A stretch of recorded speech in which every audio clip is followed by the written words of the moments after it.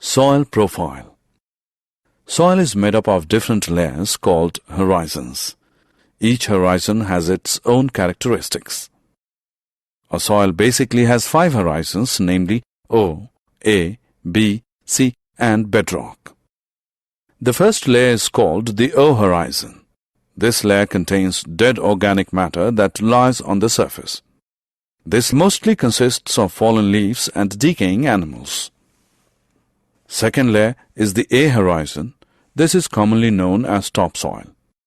This layer has high concentration of organic material called humus. Many living organisms live in the topsoil. Third layer is the B horizon. It is commonly known as subsoil. This layer contains more minerals but less humus.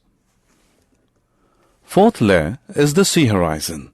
This layer is rocky and made up of weathered rocks. Nutrients concentration is low in this layer. The final layer is made of solid rocks and commonly known as bedrock.